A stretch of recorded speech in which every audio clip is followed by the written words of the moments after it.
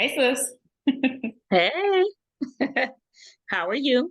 I'm good. How are you? I'm doing well. That's good. It's so So funny we're meeting, like getting on the podcast and seeing you yeah, in the background and everything. I mean, we uh-huh, do this time a lot anyway, but yeah, jumping on for the podcast is just it's an interesting introduction into our routine, I think. yeah. It is. I like it though. I I like like it it. too. On this platform, it's like I can sit back. I'm not holding my phone to try to FaceTime, so I can get comfortable and still see your beautiful face. So I love it. Oh, thank you. Your Yeah, face, our faces kind of look similar. yeah. They do. They do. A little bit. A little bit. All right. Um, Well, we're back for another episode of Grieving and Growing. I'm Lakeisha Rawls Hunter. and I am Denisha Ross Smith. So So what this, are we talking about today?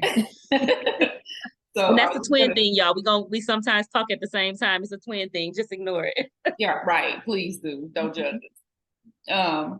So this week we're talking about, going back to work after Yeah. a loss and how does that, how does that affect you?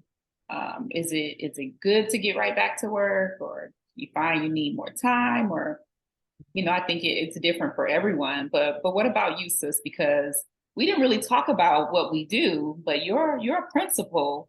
Mhm. You have a ton of responsibility that really how you show up at work affects not only, the lives of your employees, but children. So how was it going back to work after experiencing the loss of your maternal grandmother? Um, your uncle, who was a father figure, your Uncle D, right? Our Yeah. Uncle D, who was definitely a father figure. But what was that like?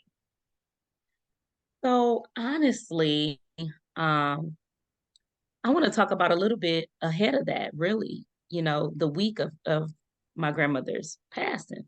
Mm-hmm. Um, I remember, having things going on at work. And then the very next week after she passed, people there was like a demand on me to be in certain spaces on certain calls. Um, very important things were occurring that I really couldn't skip. And it was difficult. It was difficult on the inside, but somehow the busyness on the outside was therapeutic too. You know, it's like it was a distraction, but also I don't think I was showing up as 100% my most effective and authentic self. I, you know, um, I would have moments where I needed to take time to myself.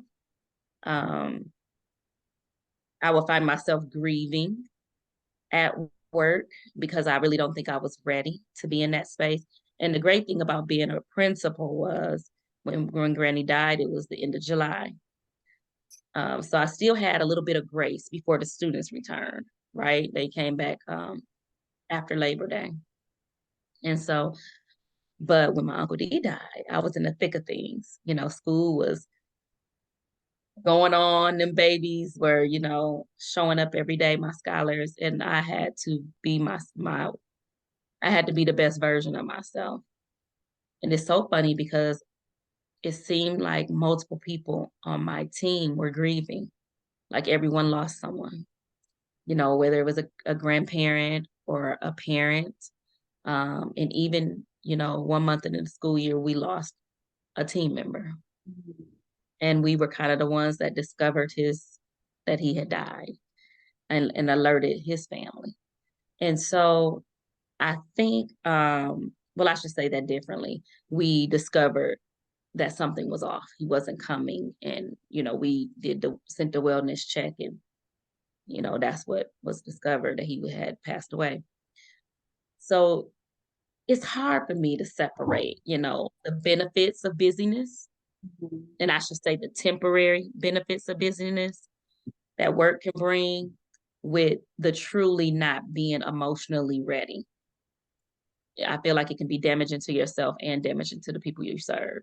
Um, I do not believe that 3 days is enough to grieve any loss, no matter how close of a relative. People say relationship makes you closer sometimes with relatives that your work policy doesn't acknowledge. Mhm. You know, my daughter,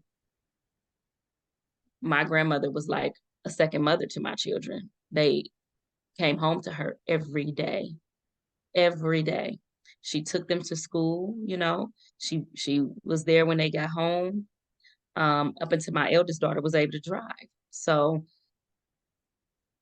she wasn't a close enough relative for my daughter to get those 3 days off,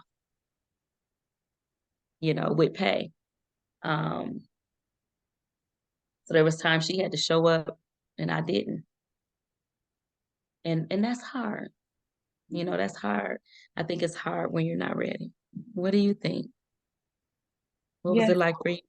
it was interesting because I've always had a lot of support at work for um, any type of personal disruption.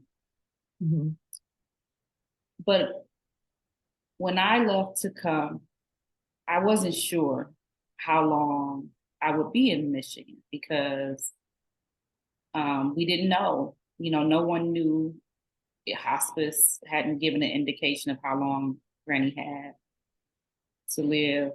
And in my work environment, you know, I am, you know, responsible for operations and asset protection for a number of retail locations Yeah, a lot, right?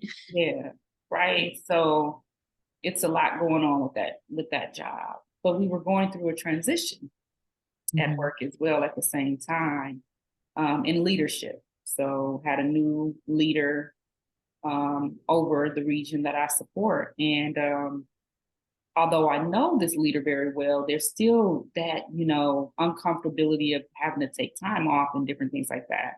Long story Mhm. short, I took the time to come ahead of Granny's passing, and then everything moved so fast. Yeah. It's like she passed away, and then a week later, we were, you know, at the ceremony, at the homegoing services, and you know, and in that week, we're dealing with the business of dying, right? Pulling Mhm. out insurance and doing all these different things. And I think to your point, sometimes the definition of relationship and policy doesn't necessarily is not necessarily the indicator of the responsibility Mhm. that a person may have. So we had a lot of responsibility in preparing for our grandmother's homegoing services. And we were given a lot of say by our Yes. mom, by our aunts, by our Yeah. grandfather. So we, meaning you and I, we took action, we made decisions. And Mhm. that part of it is time consuming. But then you also have to get back to reality, right? Um, we had a lot of transition going on in our family at that time, meaning my family, my husband and I, and our children. Mhm. Madison was switching schools. My daughter was switching schools. Yeah. And because of everything going on, I didn't even realize she was starting school Mhm. the week after we buried Granny. So we Yeah. had the funeral, and then Madison started school within a couple of days. So although we had planned to stay longer to try to help just get everything resolved, everything taken care of, I didn't have that luxury because she had to be back at school. Right. And Right. so I did feel thrusted back into Reality. the day to day, the reality of my day to day routine. And I know now that I absolutely was not ready for that. I was not Mhm. ready to transition her into a new school because honestly, with everything going on, we didn't even realize when her birthday was. Mhm. So we had to hustle and bustle to get everything taken care of there while I'm still grieving my grandmother. while I'm still trying to be supportive of the things that were going on in Michigan, but trying to get back to California to do my life, you know? Right. And uh, I felt bad about it. Mm-hmm. And to your point, I felt like I wasn't showing up for anybody in Mm-hmm. my fullness, right? Not as my full self. You know, everything and everybody was just getting a little bit of me. So yeah, it was challenging. It was So what challenging. are some How did you things cope that, with it? yeah, I was just gonna ask you the same thing. How did you cope with it? I can tell you, this is weird, but I can tell you that this past 12 months, I've done the best calendar rising that I've ever done in my life. Mhm. Um, Over these past 12 months, the 9 months that involve schools, I we've had tremendous growth coming out of a pandemic. Mhm. I I was I was vulnerable with the people that I supported and the people that supported me. And I think it gave me some human qualities to people instead of just being the boss lady or whatever. I was honest and I was 100% of whatever percentage I had. And what I mean by that is if I was at 50%, I gave you 100% of my 50%. I was all in. And that was calendarizing gave me structure. I was able to predict what my day would be like. I woke up in the morning, I looked at my granny on my phone, and then I looked at my calendar. Every morning I wake up, I look at my granny, I look at my calendar. Mhm. Um, there are times when I wake up, I look at my granny, I look at my calendar, and I read a verse, from my Bible app. But that routine, it helped it helped stabilize me emotionally. It really did. I mean, I don't know. I could predict what my day would be like because I knew what was on my calendar. Mhm. And I was intentional about putting things on there. The other thing was funny because my daughter started high school and she went away. She went out of the city. And so I grieved her. I grieved her and she's alive and I grieve her. I grieve my youngest baby being away and I thank God my eldest daughter, she can live with her, but I grieved her. And so we tried to be very intentional. And I say we, my husband and I, about nightly communication with them. Our pastor at our church, he implemented these groups. We have network groups at our church. And then outside of the network group, we have another group that we are a part of that we pray with every evening. And so my group is made up of my family members because I have my minor children. And every night we would get on and we would pray and we would read scripture. That helped me. Um, and all of this is helping me. And I'm still talking about, going to work and resuming my normal life. But it was bringing the routines in that I mentioned.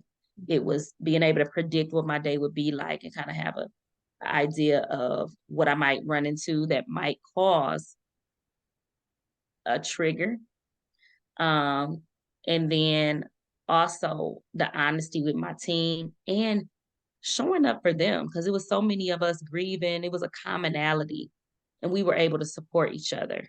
Um, I think all of those things kind of helped me with the transition back. I mean, I love my work team. I love my teachers.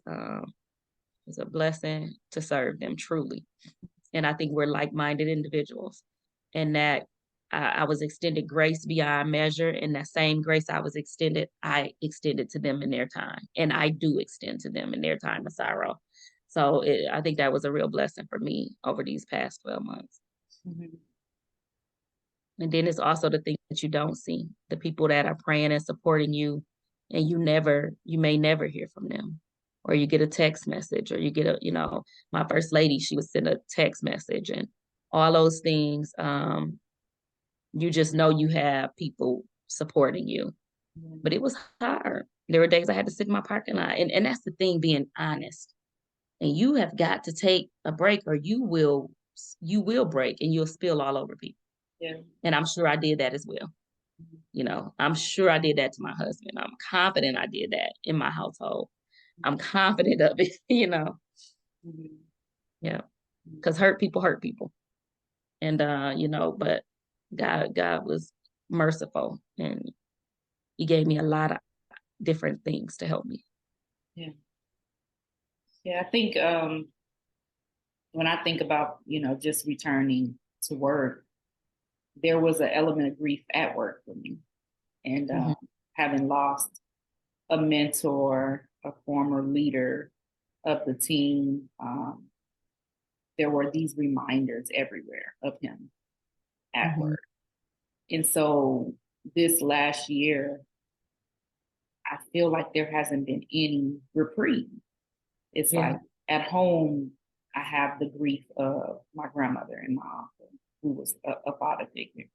At work, I have this ongoing reminder of someone who I feel changed the trajectory of my career with the Mhm. company that I'm with right now, just by giving me the opportunity to take on the role that I have right now and getting that person's support, and constantly, even to this day, being reminded um, about him. And so there's plaques in memory of him. There's a bench right across from where I Yeah. sit, where I see his face. And it's so, I'm grateful that people want to honor him in this way. And I'm grateful Mhm. that we've memorialized him in this way. But it is hard Yeah. to see that every week, multiple times a week, and not feel sadness. So what I've done is, girl, I cried in the office, speaking to one leader, just crying like, I'm hurt. This is hard for me. And being that vulnerable and not wanting to be like I did. Oh God, I wanted to get out that meeting so fast, but Yeah. couldn't get out quick enough before the tears started to flow. Um, my peers and I have had conversations, about the challenges earlier on, definitely the challenges of just being in that space, Mhm. and him not being there. And then, so for me, it has really been about trying to be intentional with my time when I'm in spaces where I know I could potentially be triggered. So on my ride to work, I had I had tried to supplement or substitute the time I had with Granny, talking to Granddad or listening to a podcast or trying to feel That's that good. routine, that part of my routine, right? Um, I try to go, like, if I know I'm going to be in the office or know I'm going to be in this former's leader specific office, I try to be very intentional about what I'm going to do in that time so that I can, it's going to sound horrible, but so that I can hurry up and get out of that space. Yeah. So I'm trying to be more intentional about those type of things. I feel like I'm pretty transparent with my team, and that's the thing that I love the most about my current role is I love my team. Like Yeah. I love the people who work for me. They're like family to me. Yeah. All of them are like family to me, and they all need a different version of me, I think. And so I've been really trying to focus on helping them achieve their goals, helping them. And I've always been like that, but I feel like I try to be more intentional about that, right? Because I think the leader that I lost really cared about my potential and Yeah. wanted to see me achieve my highest potential. And like I said, I've always wanted that for my team. But if something were to happen to me, I want to have positioned them Mhm. to get the support that they need to achieve their dreams. So I've been very intentional about whether it's encouraging them, pushing them, giving them room to grow, letting them take on larger assignments that may take them away from their roles and their responsibilities for our specific team so that they can achieve their goals. And that I've been very focused on that, just being intentional there. And then being intentional with my own family and my husband and my, our extended family. I've done more weekend trips this year, just flying into places to be present because I don't want to have any regret. Right. I don't want to lose another family member and wish that I could have spent a little bit more time with them. So where you're talking about calendaring out your day, Mm-hmm. I'm doing that in a different way. I'm doing that saying, I'm going to show up. I'm going to be present. Yes. I'm going to be the aunt that I wanted to be. I'm going to be the sister that I wanted to be, the cousin that I dreamt of being. And some of these things that I have put as a priority in the past, Mm-hmm.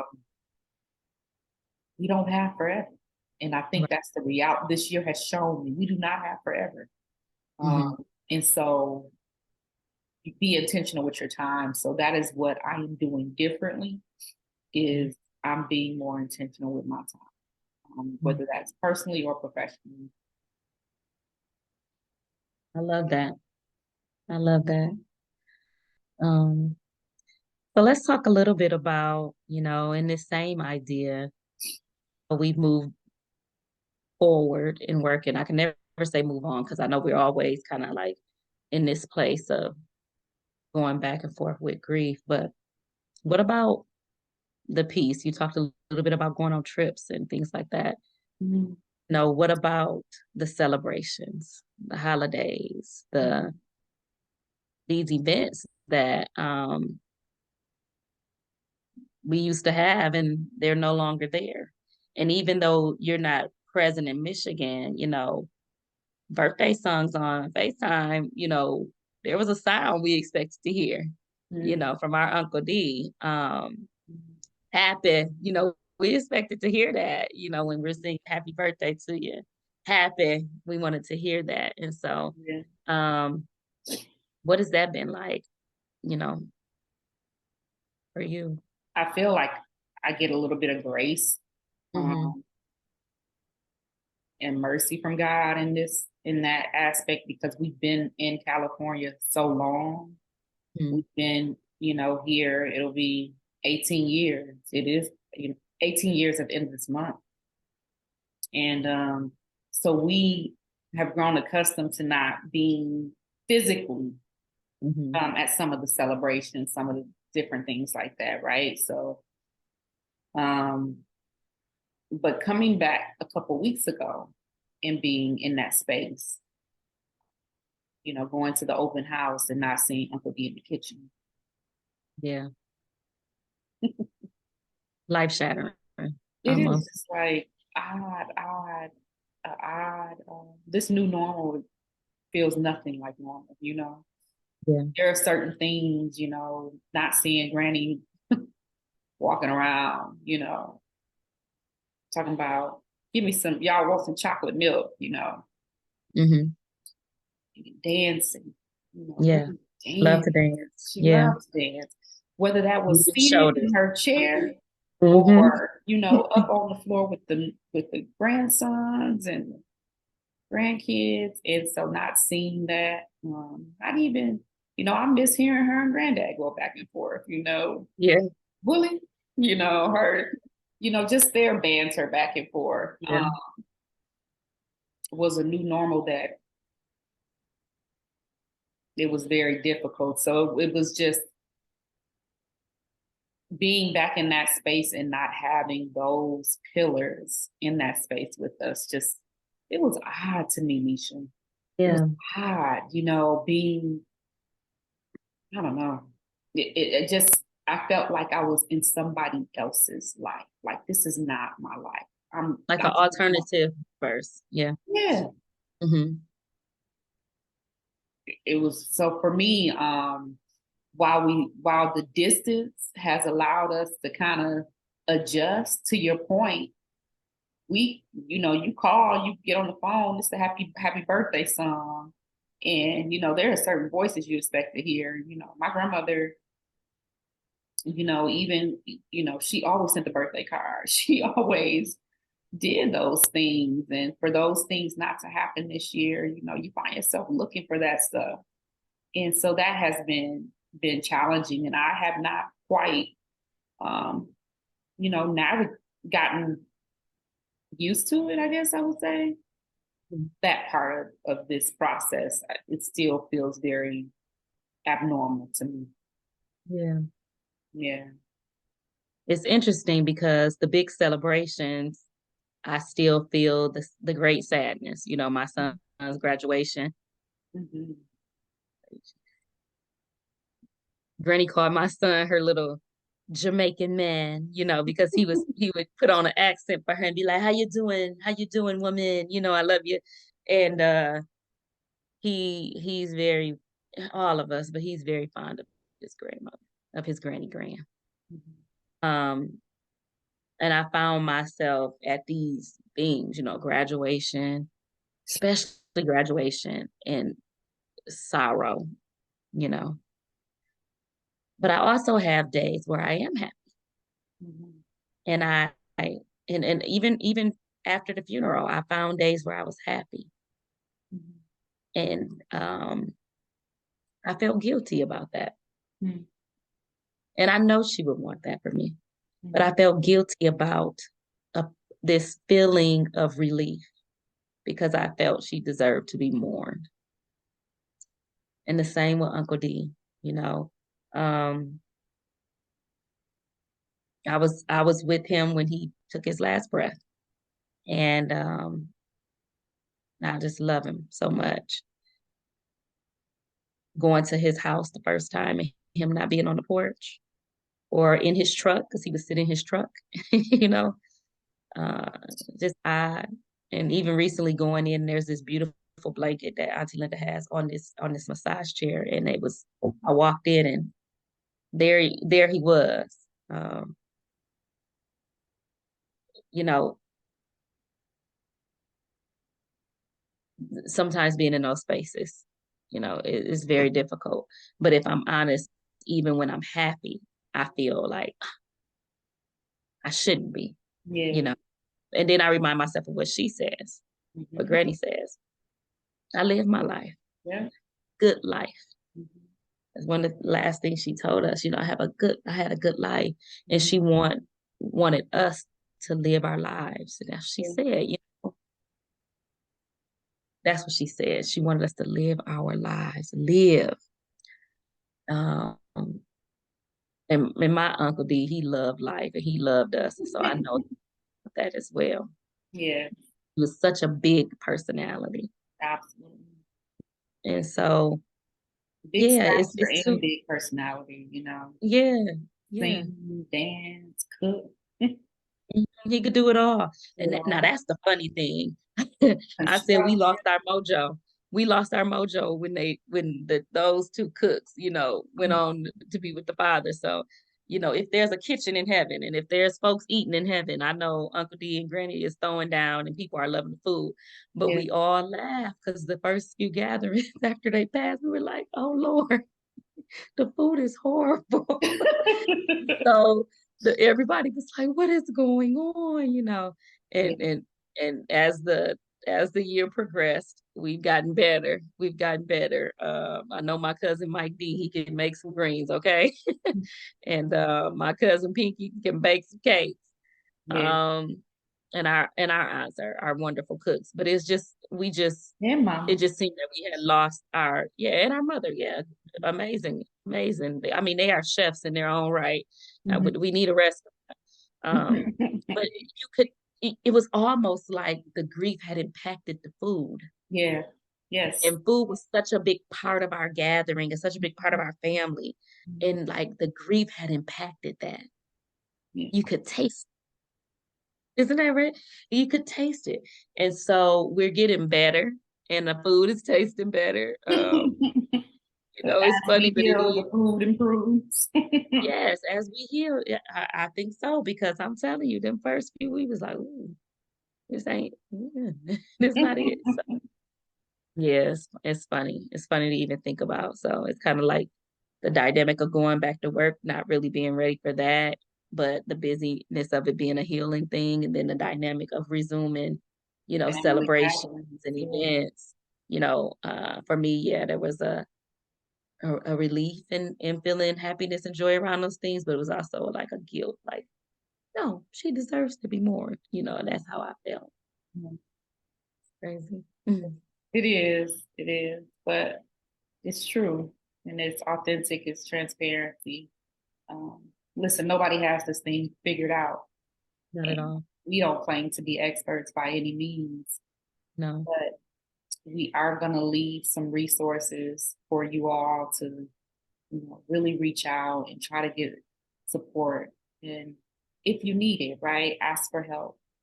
Mhm. And we're not experts. We don't have all the answers. We're just sharing our experience and our story and our prayers that it helps you. So thank you for joining us for episode 2 of Grieving and Grown. Thank you so much, everyone. We'll see you next week. Have a great week.